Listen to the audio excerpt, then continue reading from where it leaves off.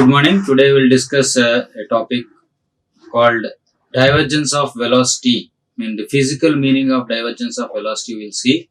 This topic comes under the subject computational fluid dynamics, and myself, I am Venkata Mahesh, Assistant Professor, Department of Mechanical Engineering, Institute of Aeronautical Engineering. There are two ways of dealing with this topic, the divergence of velocity.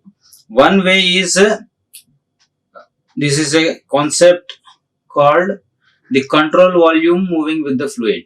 Okay, as we have discussed in the last class, there are four types of motions. Four types of analysis of motion. One is considering a control volume which is fixed and the fluid is moving across. The other one is control volume which is moving with the fluid. The third one is considering a infinitely small element which is fixed in space and fluid is moving across the surface, and the fourth one is the infinitely small element of which is moving with the fluid. So we'll consider the two things. One is control volume moving with the fluid as the first case, and the second case will be the infinitely small element moving with the fluid. For our case F, the divergence of velocity, and what we are going to do is we are finding what is its physical meaning. What is the physical meaning of divergence of velocity? So as a first step, we'll consider a control volume. So here this arbitrary shape is the control volume, and this control volume is having some fluid particles inside it, and the control volume is moving with the fluid, and there is no exchange of fluid particles between the surroundings and this control volume. So the mass of the control volume is fixed irrespective of time. The mass of the fluid, the mass of the control volume or the mass of the fluid inside the control volume is fixed irrespective of time. It is not going to change with time. Now the letter V, capital V, is denoting the volume of this control volume. Okay, the capital V is denoting the volume, the total volume of the control volume, and the S, the capital S, is denoting the surface area of this control volume. Okay, now this volume and the surface, they are going to change with time. Okay, the mass is not changing with time, but the size and shape of the control volume are changing as the control volume moves from one point to another inside the fluid flow. Okay, why it happens, that we have to see. Because say suppose there are many cases where the flow is uniform. Flow is uniform in the sense there are no changes in the properties of the fluid from one point to another point. So from here P1, V1, T1, some pressure, some temperature, some velocity, some density. With these properties the fluid is entering, and this side of the pipe, circular pipe if you take, and if there is no friction loss in the circular pipe, and then what happens, the same properties will be seen at the end of the pipe. But in general cases, what happens, say suppose in this room if you take, and if there is a fan in one corner, what happens, near the fan the properties of the fluid will be different, and away from the fan the properties of the fluid is different. Now what we are doing, if we are analyzing the flow, the fluid inside the room, and we are taking a control volume, and if it is moving from one point to another point, so what happens, the shape of the control volume will be one at near the fan, and the shape will be different away from the fan. So that is what is the explained here. That is what is explained in this statement. So the different values of rho, the density of the fluid exists. Say suppose we can consider another case also. Say suppose we consider a convergent duct or divergent duct. Okay, now at this point the density may be different, at this point the density may be different. Okay, if it is a compressible fluid. Now, so the density varies only in case of a compressible fluid like air. Okay, and now you can say, is the water can't be treated as a compressible fluid? Water can be, generally water is treated as a incompressible fluid, but in particular case called water hammer phenomena, in that case only water is treated as a compressible fluid. So generally the gases are treated as compressible fluids. Now when the fluid enters and leaves, because of the change in pressure between this point and this point, what happens? There will be change in density also. Okay, so depending on the flow characteristics. So the flow characteristics are pressure, temperature, all those things. Now depending on the flow characteristics, the size and the shape are changing. Okay, the size in the sense the volume of the control volume is changing, the shape of the control volume is changing, but the mass is remaining constant as there is no exchange of fluid particles between the control volume and the surroundings. So that is one important point we have to remember. Now what we are doing on this control volume, let us take a small elemental surface. Okay, so this is a small elemental surface or infinitely small element of surface. Now the surface area of this small surface is ds. Okay, and the velocity with which the surface is moving, okay, the velocity with which the surface is moving is v bar. Okay, now the change in the volume of the control volume is due to the movement of the surface over time, increment delta t. So say suppose at one point the control volume is there, here there is one density, and there is another place where the density is different, say suppose the density is less. So what happens, as the control volume moves from one point to another point, it will increase its size. Okay, we will take that case. Now why this change is happening? It is not for a particular point, but it is because of the change in position over a period of time. So that is given here as increment of time delta t. Okay, now we'll consider okay, we'll see, say suppose this is the small control volume and this is the big control volume. So at this point the surface, the delta s is like this. Now if I consider the same volume inside, it will be like this. Okay, now this control volume, the surface has moved out, okay, with some velocity v. So this is actually v bar.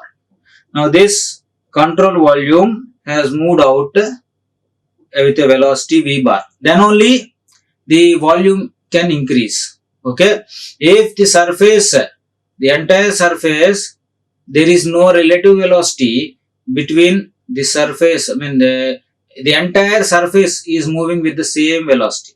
Okay, the entire control volume is moving with the same velocity. Okay, then there is no change in the volume.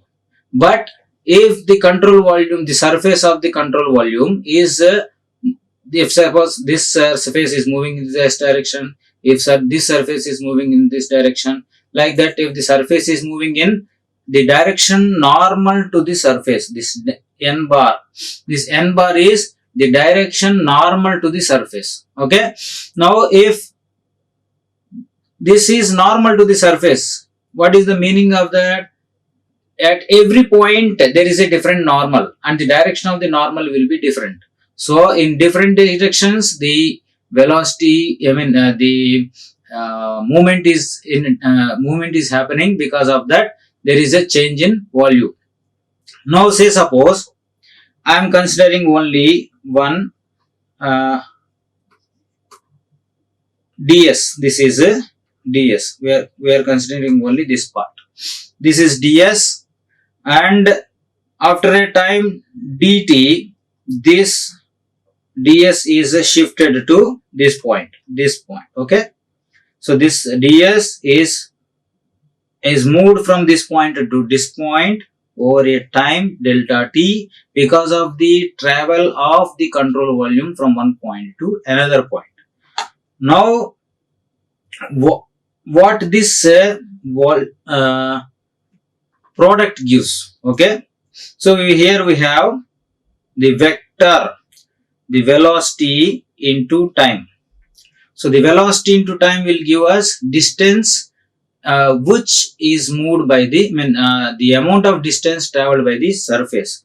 Okay, this ds, how much distance it has traveled in a time delta t, is given by the v bar into delta t. But it is a vector quantity, so to make it a scalar quantity we are multiplying with dot product. We are taking a dot product with normal vector. Okay. Now what is happening? This is this distance. Okay. So this is this distance. Say suppose this is the this delta s, it is a ds, and this is the distance traveled by the ds. Now the product of this base ds into the distance will give the volume of this cylinder. Okay, the product of this base ds and the distance traveled will give the volume of the cylinder which is formed by this ds. So that is this given. No, so this is the small volume which is formed by this cylinder. So the small volume, okay, the small volume we can write it as, small volume is v bar delta t dot n bar, okay, into ds. Now what is happening? The surface is moving in all the directions. So it is forming number of cylinders over the entire surface. So here one cylinder you can imagine, here you can imagine another cylinder, here you can imagine another cylinder. Like that there are number of cylinders which are formed because of the movement of the elemental surface at that particular location. Now the change of volume of the control volume, okay, because of the movement of this surface is the total change of the volume is given by the sum of the volumes of all these cylinders. So that is this statement. So this is change of volume of the control volume, and this is the volume of one particular cylinder. If I add up all the cylinders formed by the elemental surfaces at different locations, I will get the total volume, the total change in volume of the control volume. So that is what is explained here. Now if I bring this delta t this side, okay, this is delta t is, what I am doing this, I am bringing this delta t this side. So what is happening here? Delta v by delta t is equal to sum of v bar dot n bar into ds. Okay. Now if I apply limits here, say suppose limit delta t tends to 0. If I apply limit delta t tends to 0, what happens? I can apply limit delta s tends to 0. Okay, even the delta s is also becoming very, the ds. If the ds, the delta t tends to 0, the ds is also becoming a small value. Now, if I apply the limits, what is happening? This is the definition of the substantial derivative. Okay, the substantial derivative in the last class we have discussed. What is it? It is the time rate of change of any physical property as it moves from one point to another point.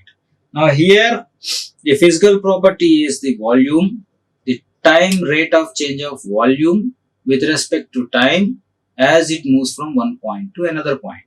Okay. Now this is the substantial derivative. Now if limit ds tends to 0, this sigma, this entire thing, what it will become? It will become integral surface integral of v bar dot n bar into ds. Okay. So this will become surface integral of v bar dot n bar into ds. Now what I have to do? I have to make here I have the surface. Okay. Here ds and here I have dv. So if I want to convert this ds into dv, what I have to do? I have to apply the divergence theorem, Gauss divergence theorem. What it states? So the Gauss divergence theorem is like this. If I am converting this surface integral to a volume integral, what I have to do? I have to differentiate the internal integrand here. Okay, if I differentiate this integrand, the surface integral will become the volume integral. Okay. Now the integral, the differentiation is we have to do vectorially. So the vectorial differentiation term is del, this del, and the what we are differentiating the velocity. So this is a del dot v. Now this surface integral has become the volume integral. What I am doing now? I am taking this volume integral and substituting in the place of surface integral in the previous equation. So what it will become? It will become like this. So this dv by dt is equal to volume integral of del dot v bar into dv. Now what we are doing is we are considering that this control volume is infinitely small. Okay, the control volume, we are assuming that the control volume is infinitely small. Okay, infinitely small means it is nothing but infinitesimal finite element moving. Okay, the same thing. Now the v is volume of the control volume. If it becomes very small, I can write this as delta v. Okay, I can write this as delta v. Now what happens? The integral, okay, the integral will become like this. Y integral will become like this. So if the volume itself is tending to 0, okay, the volume itself is becoming very small, then there is no point in integrating. So the surface integral will become like this. Now if I bring this delta v this side, what it will become? 1 by delta v d by dt of delta v, this equal to del dot v bar. Now this del dot v bar is nothing but the divergence of velocity. Okay, the del dot v bar is nothing but the divergence of velocity. Now what is the other side of the equation? It is 1 by delta v d by dt of delta v. So what is the meaning of this? This is giving the physical meaning of the divergence of velocity. You see, it is the rate of change of the control volume per unit volume. Okay, the rate of change of control volume by volume, or you can write it as the rate of change of control volume per unit volume is the physical meaning of the divergence of velocity, the time rate of change of the control volume of the moving fluid element per unit volume. So this is the physical meaning of divergence of velocity, because this is very important to remember, because while we do the derivation of continuity equation and momentum equation and energy equation, we have to use this physical meaning of divergence. Okay. Okay. Now we'll see the other aspect. We are considering a finite element. Okay. Infinite. This is infinitely small fluid element. This is fluid element, and it is infinitely small. So infinitely small, as I already discussed, it is in the case of the for the differentiation sense, it is infinitely small. For a calculus sense, it is infinitely small, but it is having appropriate amount of molecules of fluid so that it can be treated as a continuum or a continuous medium. Okay, so this infinitely small element is moving with the flow. Okay, what type of a space it is? It is a ijk or xyz. So it is a Cartesian space. So Cartesian space means you have xyz directions, and the element, this element size, what is the element size? I can write like this. So this distance is delta x, this distance is delta z, and this height is delta y. Like this, the finite element, here we are dealing with the infinitely small fluid element. Okay, previous one was finite control volume, and this is infinitely small fluid element. Now the dimensions of this fluid element in three different directions are given here. This is delta x, delta y, and delta z. Now what is the total volume of the element? It is the product of height into length into breadth. Okay, length into breadth into height will give the total volume of the element, and that is given in this equation. Now this fluid element is moving with velocity. So at T1 it is V1, at T2 it is V2. So in general the velocity is V bar, it is U bar into I bar, sorry, U into I bar, V into J bar, W into K bar. Now these are scalar quantities, these are magnitudes. U, V, W are magnitudes. I, J, K are representing the directions in X, Y, Z direction. Okay. Now as we have seen in the case of control volume, here also the fluid element is moving. The infinitely small fluid element is moving with the fluid. There is no exchange of fluid particles between the fluid element and the surrounding. Okay, that is one point. The other assumption here is there is no change in properties of the fluid with time.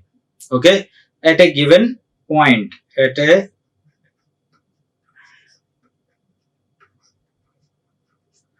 so at this point, okay, with respect to time T1, time T2, time 3, time 4, okay, whatever time may be, if I take the element is here, okay, if this element is in that point under all circumstances, then there is no change in properties of the fluid. And if the element is here in the second point, under all circumstances, there is no change in properties with the time. But if the point moves from here to here, if the element moves from point 1 to point 2, there is a change in property. So that is because of change in space, but not with respect to time. So the velocities and density, these are the three velocities and the density. All these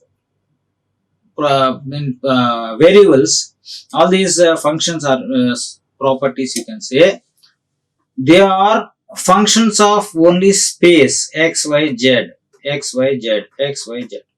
They are not functions of time. Okay. At a given point, if there is a change, there is no change in the property. But if the particle is moving from one point to another point, then there is change in the property. So that is the meaning of this. Now we will consider that particle has moved from one point to another point. So this is the initial size of the element.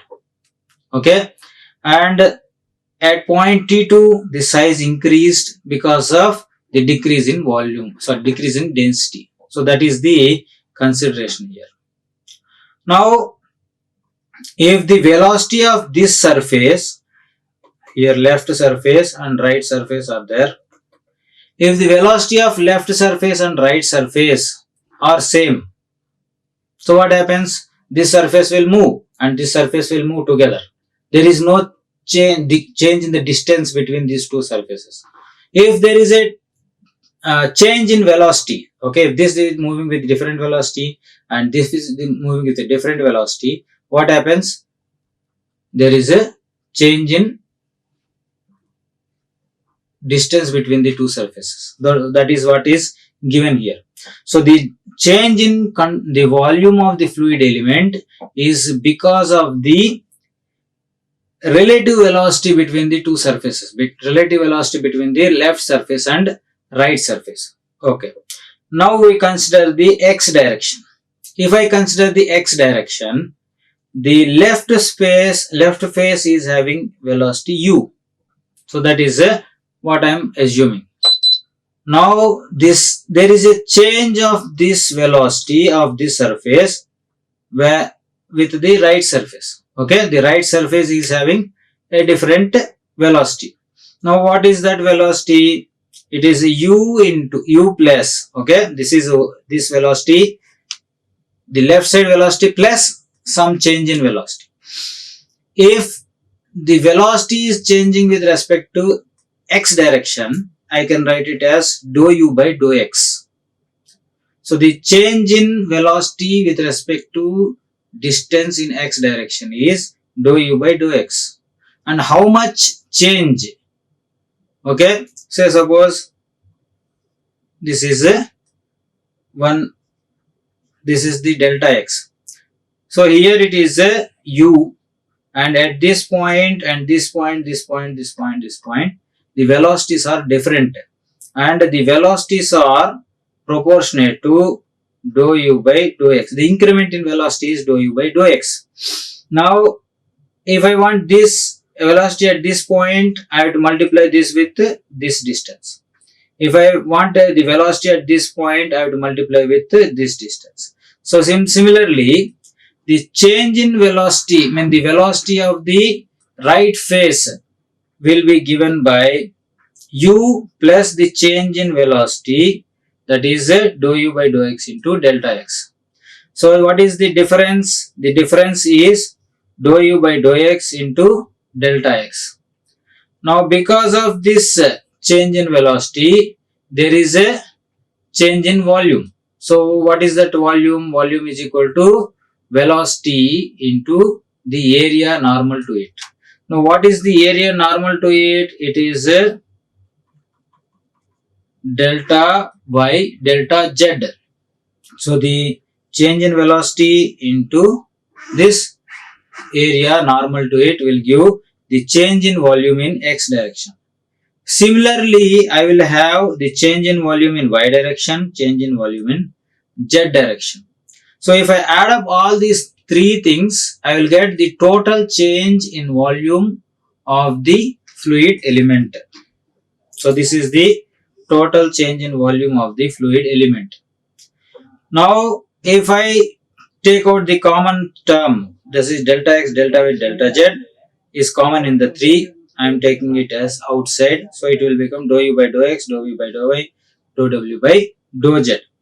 Now what is this delta x, delta y, delta z? Already we have seen. It is the volume of the infinitely small element. So that is a delta v. Now